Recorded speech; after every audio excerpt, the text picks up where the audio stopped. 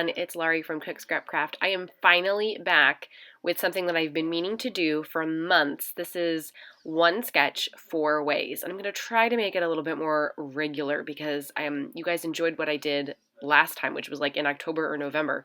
But basically I take one sketch and then I make 4 different scrapbook layouts and I just show you different ways to interpret the sketch basically. So this time the sketch is from Shimelle.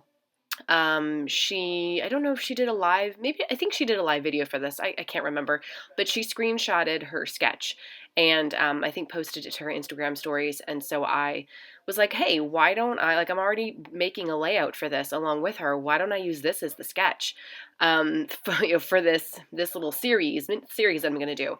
So that's what I did. So you can see down at the bottom the screenshot, a photo of the screenshot. And she's got 3 photos. You can't see a lot of the detail, unfortunately, but there are some tucked in pieces behind the big photo and then the photo on the left-hand side. She's got journaling on the bottom. She's actually just drawn a line kind of going behind the photos to denote that there's supposed to be a pattern paper on top and a pattern paper on bottom. But, like I said, it's open to interpretation. And so you're going to see me make this layout in this process video. And then at the end, I'm going to show you the other 3 layouts that I made. And they're all the same, basic design because I'm using her sketch as the template, but they're all a little bit different, and especially when it comes to the way I did the embellishments, or even how I use the photos. There are 3 photos originally in this layout that I'm doing. I'm only using 2, and I think they were originally 4x6, and I cut them down a little bit because that was just too big, and then I matted each one on some white cardstock that I had in my stash. And a lot of the stuff that I'm using in this layout is stuff from my stash. So again, if you are doing a no-spend month, you're shopping your stash, a no-spend year, whatever, this could be, you could use some of these ideas for that. Now I did have to cut a little bit of that pink cardstock off because that snowflake paper, it didn't extend all the way across to 12 by 12. This is supposed to be a 12 by 12 layout, and that paper just didn't really extend that well. Either that or like somebody's measurements are off. Either it's Michael's, because that cardstock is from the Recollections paper pad. So either their measurements are off or whoever made the snowflake measurements are off. I don't know. But I just cut off the excess. No big deal. So I am doing, like I said, there's the pink cardstock in the back. And then I am doing kind of you'll see there's the line of the dark blue snowflake paper going behind the photos. That paper has been torn, and I'm just, it was on purpose. Okay, this wasn't a mistake. But I did tear that paper to create a little border, and then I'm putting that on top of the lighter blue snowflake paper. And it does kind of look strange to have the pink solid cardstock on the back with the blue snowflakes, but it's going to make sense because I'm using a lot of Doodlebug products. I don't remember the collection. I've had it for maybe 2 years, and it's got some pinks and purples and stuff in it. So it's all going to make sense. The colors will, I promise. I just inked the edges of the white cardstock to make it stand out a little bit more against the pattern paper. And I'm doing it kind of offset. So you've got, they're the same size photos, but one is slightly up higher than the other one, just, creating a little diagonal thing going on there. And then I'm going to create an embellishment cluster for that bottom photo, again, working along the diagonal. And I've got pieces from Doodlebug. The Chill Out sticker at the bottom is Old Vicky Booten. That is those word phrase stickers. I have had them probably since 2017, so I have no idea who the manufacturer is for them.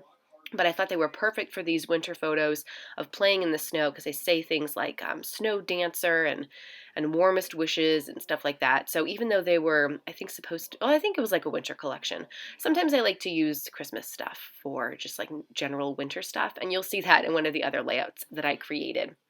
I hope that you are enjoying this so far and that it's going to give you lots of scrapbook inspiration. If you are already a subscriber, welcome back to the channel. And if you have not subscribed yet, please consider doing so that you don't miss out when another scrapbook process video goes live. I do one every Tuesday, and I also participate in different challenges and hops throughout the month. So there's always something fun to see.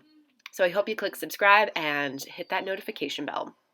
I popped up that sticker, that circular sticker with the hot cocoa mug. I popped it up on some foam tape that I got at the Dollar Tree.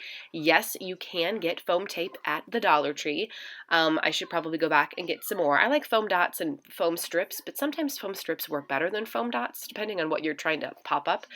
So I use the foam strips for that sticker. And I like that it pops up and you've got the little phrase stickers kind of sticking out from underneath it. And now I'm just adding a couple little pieces from the Doodlebug collection, some glittery snowflakes and a little glittery snowmen.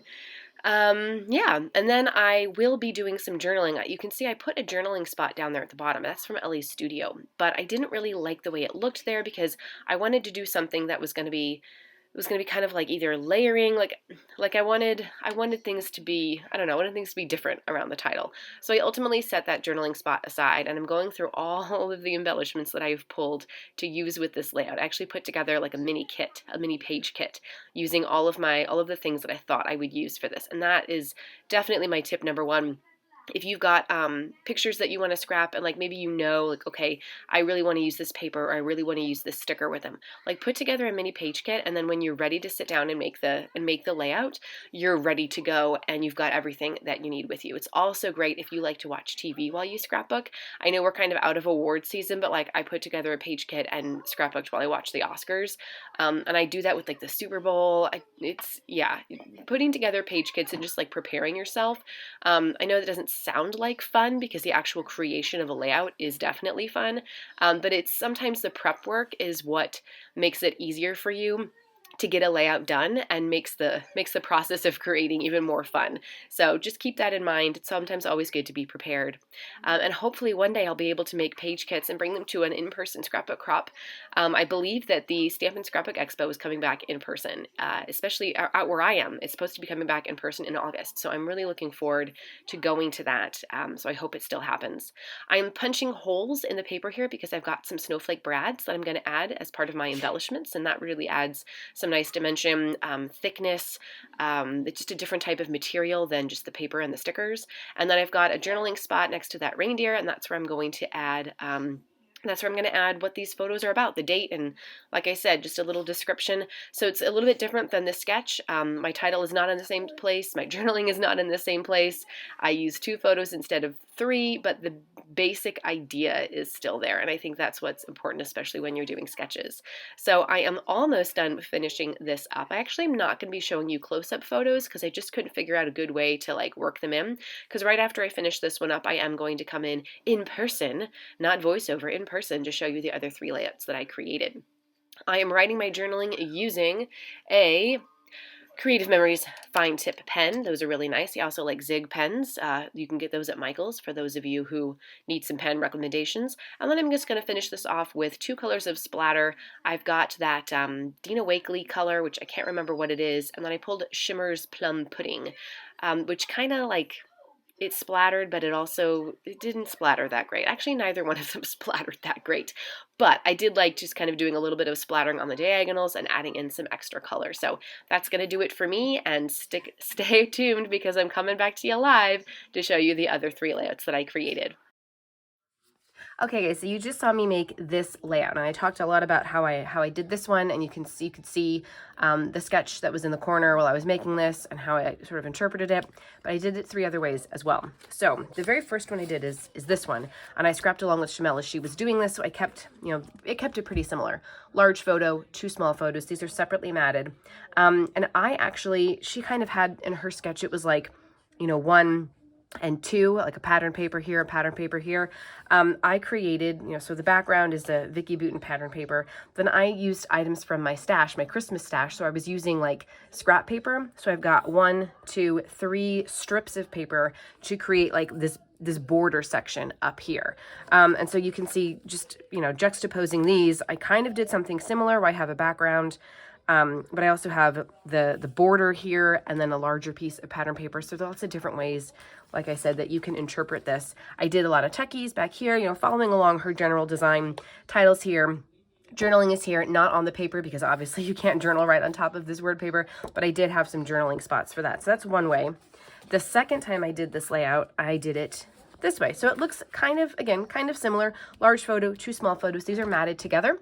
I do have still some like tuckies back here. I cut some like cut aparts, used the doilies, brought this piece over here. But the title, you notice, is up on top. The journaling is here on a journaling spot. And I only have two pieces of the pattern paper as the background. So there's a wood grain that I actually did some tearing that you can't really see. It got covered up. And then I have this piece of pattern paper. So 1, 2. So again, just another way to interpret it. Again, here's one that I did using just 2 photos again. So you could use 3, you could use 2, you could even do this with 1. I bet you could cut the photos down to size and do it with 4. But again, I have like the paper, the border going across the top, the pineapple paper, I just kind of added it in to give some contrast with this bright yellow. My 2 photos are 4x6 that I matted separately and kind of did at an angle a little bit. Not so much tucking things this time. I did an embellishment cluster up here, brought it down to the diagonal over here where the title is, and then the journaling, I created a little journaling spot out of some leftover pattern paper right under here. And so that's it. That's 1, 2, 3, and 4 layouts using 1 sketch. So I hope that this video was inspiring to you guys and that you will come back again for more scrapbook inspiration. See you next time. Bye.